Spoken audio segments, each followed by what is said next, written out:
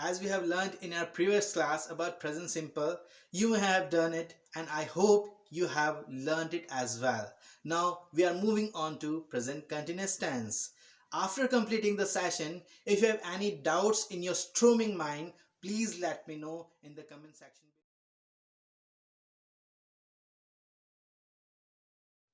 Now before going to present continuous, हमें इसके बारे में बात करनी पड़ेगी कि प्रेजेंट कंटिन्यूस और प्रेजेंट परफेक्ट कंटिन्यूस में दोनों में डिफरेंस क्या है।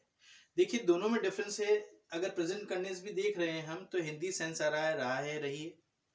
प्रेजेंट परफेक्ट कंटिन्यूस अगर चेक करें तो रहा है रही है इसमें भी आ रहा है। सर दोनों में ही रहा रही है आ रहा है, तो हम डिफरेंसेस को कैसे करेंगे। सबसे पहले हम बात करें प्रेजेंट कंटिन्यूस, तो प्रेजेंट कंटिन्यूस का मतलब क्या है, जो भी वर्क लगातार कंटिन्यूस वे में इन अ प्रोग्रेसिव मैनर में हो रहा है उसे कंटिन्यूस कहते हैं। बट कितनी देर के लिए हो रहा है, सर्टेन पॉइंट तक के लिए, सर्टेन टाइम तक के लिए होगा, वो बहुत लंबे समय के लिए नहीं होगा। फॉर एग्जाम्पल अगर हम कहें कि 2 घंटे से कर रहा है, दैट मीन्स 2 घंटे अगर आ गया तो वो परफेक्ट कंटिन्यूस में चले जाएगा। हमने उसे सर्टेन टाइम के लिए कहा है। प्रेजेंट कंटिन्यूस की अगर जब हम बात करेंगे तो प्रेजेंट कंटिन्यूस हमेशा कहेगा कुछ समय के लिए, निर्धारित नहीं है, फिक्स नहीं है, कुछ ही समय में हो जाएगा। जैसे बारिश आ रही है तो हमें पता नहीं है कि बारिश कितनी देर आएगी, तो अगर बारिश लंबे समय आती है तो हम परफेक्ट कंटिन्यूस में ले लेंगे। आकर के चली गई प्रेजेंट कंटिन्यूस में, आएगी बारिश आ रही है और आकर के 2 मिनट 5 मिनट हुई और चली गई, ठीक है, फिक्स नहीं है उसका, दैट मीन्स प्रेजेंट कंटिन्यूस है। अगर फिक्स की बात करेंगे कि हाँ इतनी देर तक हुई, इतने समय तक हुई, समय की बात करेंगे तो सीन्स और फोर उसमें आएगा और सीन्स और फोर से हमें पता चल जाएगा कि ये प्रेजेंट कंटिन्यूस है, प्रेजेंट परफेक्ट कंटिन्यूस है, ठीक है। तो हम इनके बारे में और बात करेंगे जब हम बात करेंगे प्रेजेंट परफेक्ट कंटिन्यूस की। फर्स्ट ऑफ ऑल हम बात कर रहे हैं प्रेजेंट कंटिन्यूस की, तो हम प्रेजेंट कंटिन्यूस में चेक करते हैं कुछ ऐसी चीजों के बारे में जो हमने सुना ना हो, ठीक है। एग्जाम्पल नोट करते हैं, एग्जाम्पल से चेक करते हैं। देखिए यहां पर हमने दे रखा है स्टेटिव वर्ब। स्टेटिव वर्ब क्या होता है, verb which are not having action, जिनमें कोई भी एक्शन ना हो उसे हम स्टेटिव वर्ब कहते हैं। यानी कि स्थिर है वो कहीं पर भी इधर उधर हिल नहीं सकते, जिसमें कोई एक्शन नहीं होता, इज कॉल्ड स्टेटिव वर्ब, ठीक है। जैसे कि फॉर एग्जाम्पल कैसे ले सकते हैं, चलिए हम यहां पर देखते हैं टेस्ट, ठीक है।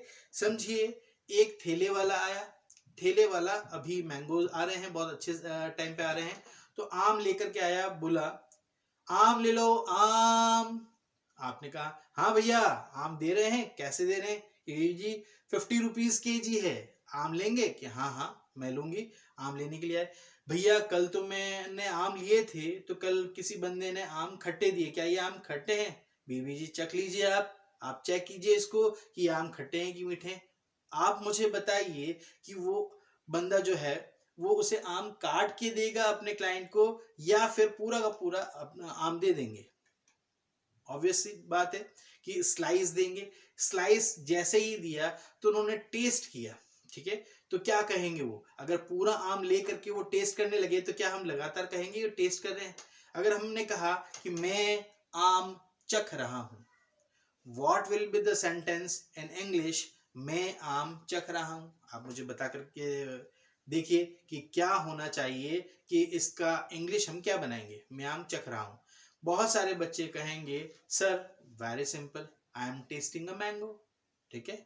आप सही है ना, चेक कीजिए क्या हम लगातार किसी मैंगो को टेस्ट कर सकते हैं। अभी भी मैं टेस्ट कर रहा हूँ, अभी भी मैं टेस्ट कर रहा हूँ और अभी भी मैं टेस्ट कर रहा हूँ, या फिर एक स्लाइस लें और हम टेस्ट करेंगे उसे। तो इसका ये मतलब है ऐसे वर्ब जिसको लगातार कंटिन्यूस वे में नहीं बोल सकते इज कॉल्ड स्टेटिव, और जो हमारे साथ में टेस्ट की बात करेगा तो वहां पर आएगा I taste a mango, I am testing a mango will be the wrong answer, ठीक है।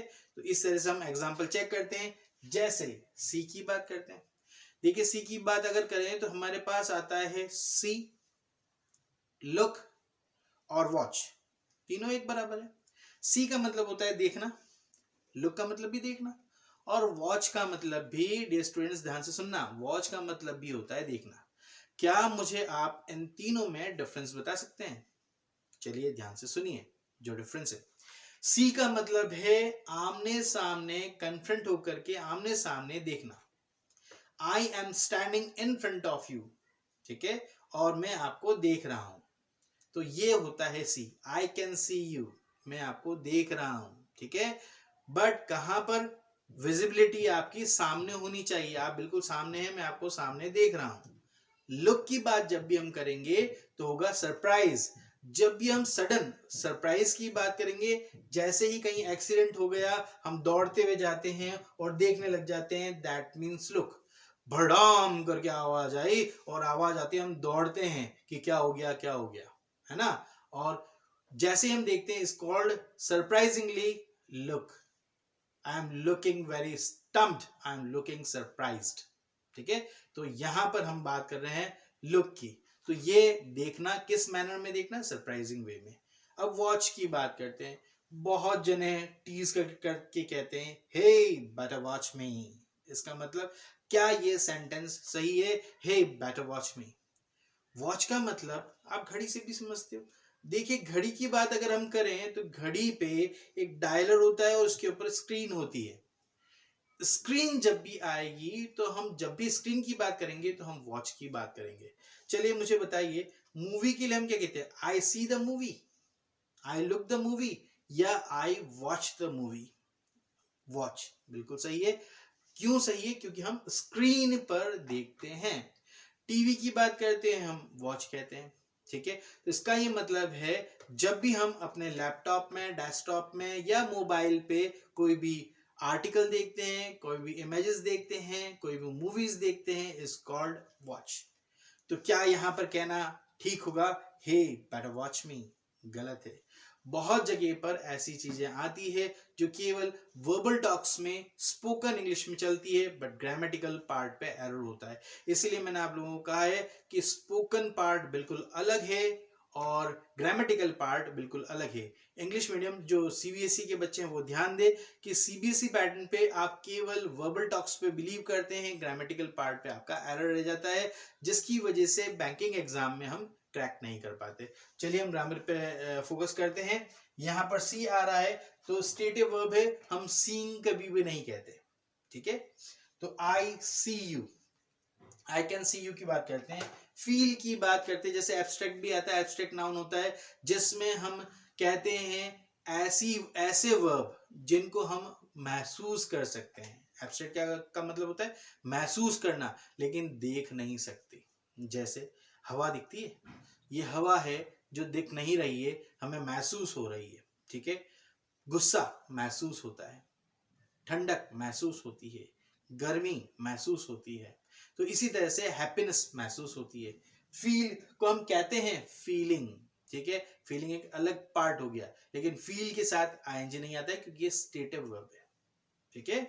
चेक कीजिए, हियर को हम हियरिंग नहीं कहते, लेकिन कहीं किसी जगह पर हमने कोर्ट में सुना होगा, आज मेरी हियरिंग है, या कोर्ट में वकील हमेशा कहते हैं मैं हियरिंग पे जा रहा हूं। वो हियरिंग का मतलब कंटिन्यूअस वे में वो एक अलग पार्ट पे हियरिंग की बात कर रहे हैं, but in form of grammatical part hearing कोई वर्ड ही नहीं होता, ठीक है।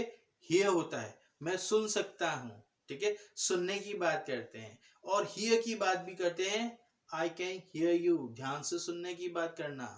लिसन की बात करते हैं तो सुनने की बात करना, वापस से हियर और लिसन का भी डिफरेंस है, आगे हम देखेंगे। चले, विश, विशिंग कहते हैं, wishing your many many happy returns of the day, तो ये भी गलत है।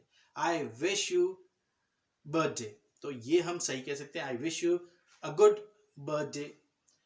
तो इस तरीके से हम जब भी बात करेंगे तो यहां पर आईएनजी फॉर्म नहीं लगाएंगे। चेक कीजिए, यहां पर स्मेल, इट इज स्मेलिंग नेस्टी, ये वर्ड गलत है। देखिए, एक बार हमने स्मेल किया, स्मेल हमारे जहन में गई, हमने उसको चेक किया, उसके बाद लगातार कंटिन्यूस वे में नहीं बोल सकते कि लगातार हम उसी को स्मेल कर रहे हैं, स्मेल कर रहे हैं और स्मेल कर रहे हैं, लगातार नहीं करेंगे। हम चोक आउट कर लेंगे, चोक इन कर लेंगे, नोज क्लॉक कर देंगे। तो इस तरीके से हम मना करेंगे कि हम स्मेल नहीं करेंगे, इसका मतलब स्मेलिंग नहीं होता कभी भी, ठीक है। तो यहाँ पर हमने देखा प्रेजेंट कंटिन्यूअस के बारे में कि प्रेजेंट कंटिन्यूअस में भी इतनी चीजें आती जिनके बारे में हमको बात करनी चाहिए। Moving on to present continuous tense, let's see what comes in present continuous tense. At first, what we have to do, present continuous में हमेशा we always take is, am, are and verb की first form plus ing. ध्यान से देखिए, is, am, are और verb की first form plus ing. यहाँ पर in Hindi it has to be रहा है, रही है और रहे हैं. Mind it, ध्यान दीजिएगा कि इसमें और प्रेजेंट सिंपल में एक फर्क है, एक डिफरेंस है. प्रेजेंट परफेक्ट इंडेफिनिट टेंस के अंदर आता है SVTO और इसमें चलता है अब STVO. इन प्रीवियस सेशन में मैंने आपको कहा था केवल प्रेजेंट सिंपल में ही SVTO होता है, बाकी सारे टेंसेस में हम करेंगे STVO. Let's see. सबसे पहले हम चेक करें, ऑन बोर्ड चेक कीजिए, इज किसके साथ आता है, एम किसके साथ आता है और आर किसके साथ आता है. Is always comes with singular subjects, he, she, it and name. Am always comes with केवल और केवल किसके साथ आता है, आई के साथ आएगा. आई हमेशा कहेंगे तो I am. Next is are. Are always comes with they, we, you. Are हमेशा आता है जब भी आएंगे दे, वी और यू तो हम लगाएंगे आर. तो हमने देखिए कि कौन सी चीजें किन किन के साथ आती है. हेल्पिंग वर्ब मतलब टेंसेस हमारे जो हैं किन के साथ आएंगे और किन के साथ नहीं आएंगे उनकी बात करेंगे हम. हिंदी में हमने चेक किया रहा, रही और रहे हैं. यहाँ पर पहला सेंटेंस है, आपको बनाना है. मैंने आपको एक बात और कही थी कि प्रेजेंट सिंपल थोड़ा सा डिफिकल्ट रहेगा, बट प्रेजेंट कंटिन्यूअस पे आते आते आप खुद करने लग जाएंगे. अब हम चेक करते हैं कि जो हमने कहा था वो राइट है या रॉन्ग है. क्या आप तैयार हैं इसके लिए? चलिए. वह पतंग उड़ा रहा है. आपको कुछ नहीं करना है, मेरी बातों को सुनना है और ध्यान से अपने माइंड को यूज करना है. वह पतंग उड़ा रहा है में आप सर्च कीजिए सब्जेक्ट क्या है इसमें. सब्जेक्ट, ठीक है, आपने सोच लिया. उसके बाद चाहिए हमें हेल्पिंग वर्ब यानी कि टेंस. इन तीनों में से यहाँ पर वह के साथ में जो इंग्लिश बनाओगे उसके साथ क्या लगेगा चेक करके इन तीनों में से यूज करो. इज, एम और आर में से क्या लगेंगे. ठीक है, अब आपने टेंस लगा दिया होगा. नेक्स्ट है वर्ब. इसमें देखिए ताकत किस में लग रही है, पतंग में ताकत है या उड़ाने में लग रही है या रहा में या है में. ठीक है, उसे वर्ब बनाइए. वर्ब के साथ आईएनजी फॉर्म लगानी है तो वर्ब प्लस आईएनजी लगा दीजिए. ठीक है, यहां तक हमने कर लिया सब्जेक्ट, टेंस एंड वर्ब. अब हमें चाहिए ऑब्जेक्ट. क्या उड़ा रहे हो भैया, आप क्या चीज उड़ा रहे हो वो उसका लिख दीजिए, वो हमारा ऑब्जेक्ट हो जाएगा. तो हमने जो माइंड में फ्रेम किया है, चेक करते हैं कि सर यहाँ पर वही कर रहे हैं या कहीं पर कुछ दिक्कत है. ठीक है, लेट्स सी. वह पतंग उड़ा रहा में यहाँ पर सब्जेक्ट है वह, दैट मीन्स ही. ठीक है, आपने भी मेरे ख्याल से यही किया होगा. टेंस विल बी ही के साथ में we have to use is. हमें इज का यूज करना है. He is. अब हमें करना है ताकत किस में लगती है, वर्ब में. उड़ाना, उड़ाने को कहते हैं फ्लाई. ये फ्लाई साथ में हमें करना है ING. Okay, he is flying ये हमारा हेल्पिंग वर्ब जिसे हम टेंस कहते हैं, ये हमारा वर्ब और आईएनजी साथ में लगा दिया है. ही इज फ्लाइंग क्या उड़ा रहे हैं, काइट. काइट, ठीक है. और एक्नॉलेज के लिए हम स्पेसिफाई करते हैं अ काइट. पर्टिकुलर एक चीज कही और ये हमारा ऑब्जेक्ट हो गया. ठीक है, तो इससे हमने ये क्लियर कर दिया. STVO हमारे यहाँ पर क्लियर होता है. He is flying a kite. Next sentence वहां पे दे रखा है मैं गांव जा रहा हूं. देखिए आप बनाइए. सबसे पहले आपको जो बनाना है माइंड यूज करना है, लिख करके मत बनाइए. हमेशा बहुत सारे बच्चे लिख करके बनाते हैं, मैं जो बोल रहा हूं आप वो कीजिए. सबसे पहले आप एक काम कीजिए, सब्जेक्ट सोचिए. इसमें सब्जेक्ट हो गया. नेक्स्ट हमारा टेंस है. उस सब्जेक्ट के साथ इन तीनों में से टेंस क्या लगेगा, सोच लिया आपने. उसके बाद चेक कीजिए वर्ब क्या है जिसमें ताकत लगाई जाती है. हम एक्शन की बात करते हैं, पावर की बात करते हैं. चेक कीजिए जाने में ताकत लगती है, गांव में लगती है या रहा या हूं में लगती है. ठीक है, वर्ब आपने मेरे ख्याल से कर लिया होगा. साथ में ऐड कर दीजिए वर्ब की फर्स्ट फॉर्म प्लस आईएनजी. तो प्लस आईएनजी आपको ऐड करना है. अब कहाँ जा रहे हैं वो तो बताना पड़ेगा. जैसे मैंने आपको इन प्रीवियस प्रेजेंट में बताया था, मैं जा रहा हूं तो कहाँ जा रहा हूं मुझे आइडेंटिफाई करके बताना है. तो बताइए गांव जा रहा हूं. तो लास्ट में हमें ऑब्वियसली गांव लिखना है, दैट मीन्स विलेज. तो हम चेक करते हैं आपने जो सोचा होगा और हमने जो बनाया दोनों मिलते हैं या नहीं. सब्जेक्ट आई के साथ आता है am, I am go plus ING going. I am going where, I am going to village. Okay, तो हमने यहां लिख दिया I am going to village. Check कीजिए कि हमारा ये सेंटेंस सही है कि नहीं है, आपका सेंटेंस सही है कि नहीं है, मैच करता है कि नहीं करता है। हमें हमेशा STVO के अकॉर्डिंग चलना होगा। चलिए नेक्स्ट, हम यहाँ पर हमने अफर्मेटिव सेंटेंस किया है, अब हम करेंगे नेगेटिव सेंटेंस। देखिए नेगेटिव मैं यहाँ पे बताऊंगा और आपको वहां पर नेगेटिव को करना है। मैं यहाँ बता रहा हूँ और आपको वहां पर सुन करके बताना है, ठीक है। चलिए हम इसी तरह से अगर यूज करेंगे तो हमारा ये पूरा का पूरा पैटर्न बन जाएगा और हमें आ भी जाएगा। लेट्स सी, यहाँ पर हमें नेगेटिव करते हुए डू और डज का यूज नहीं करना है, क्योंकि डू और डज तो दूसरे प्रेजेंट सिंपल जो उसका मेन पार्ट था उसमें चले गए। प्रेजेंट सिंपल के अलावा डू और डज किसी में नहीं आते हैं। यही सिग्निफाई करता है कि इज, एम, आर और किसी में नहीं आते हैं, केवल और केवल प्रेजेंट कंटिन्यूअस में आते हैं, ठीक है।